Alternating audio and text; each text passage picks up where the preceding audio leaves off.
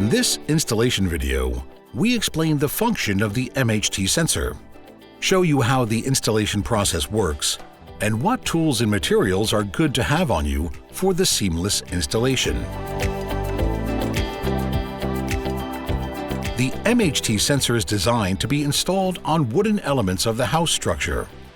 It senses the moisture content of the solid wood using screws, moisture in the air inside holes drilled into the wood, as well as the temperature and moisture readings in the surrounding wall insulation material.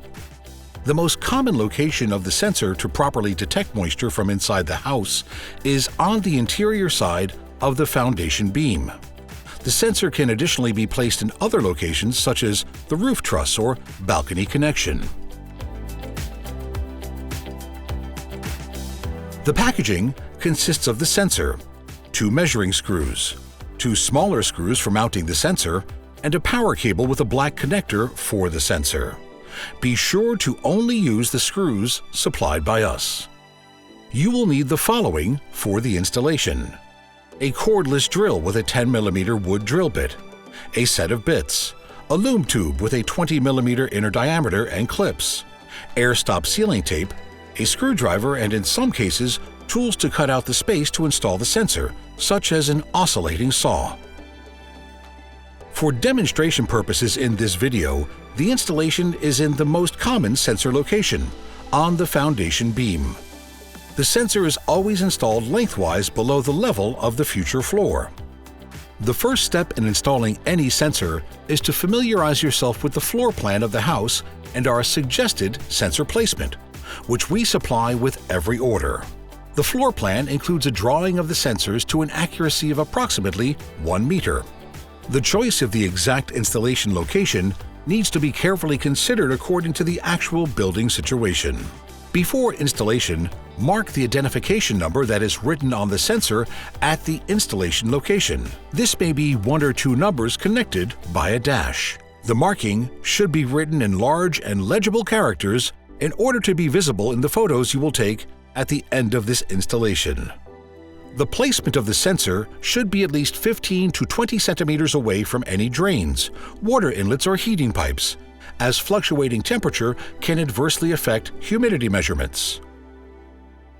The sensor should be installed in a suitable location on the foundation beam that is free of knots or defects in the wood, and at least 10 centimeters away from metal components, such as anchors. If you are installing the sensor on a glued timber board, be sure that the sensor is placed on one piece of board and does not overlap into adjacent joints. The first step of the installation is to drill an approximately 20 mm deep hole for the center cup of the sensor. Place the sensor into the hole so that the cup is flush with the wood. Screw the 2 larger screws into the larger holes first. The screws must be securely tightened. We recommend tightening the screws by hand to achieve the proper torque. Then, screw the 2 smaller screws into the smaller holes. For hardwood, we recommend pre-drilling the holes with a 2 mm bit. For perimeter walls that have hydro or vapor barrier, it is necessary to ensure that the cup and screws are set into the perimeter beam. To ensure this, carefully remove part of the insulation and seal the cutout area as well as the hole for the sensor cup with air stop tape. After the MHT sensor is properly anchored, connect the power cable. Connect the sensor to the black connector, leaving the other end of the cable for the connection with the junction box to the central unit. Cut small holes in the end of the loom tube, inserting the sensor into the end of the tube where the holes were made. Fasten the cable with the plate clips so that the sensor is positioned at the bottom and so the top of the loom tube is above the future floor level for possible revision or replacement of the sensor in the future. At the other end of the loom tube, secure the cable with tape to prevent it from sliding. If you choose, you can connect the optional supplied flood cable with the white end to the white connector on the sensor.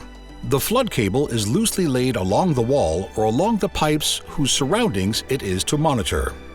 Bring the power cables from all sensors to the electrical panel or future location and pull them into one neat bundle and separate them by color.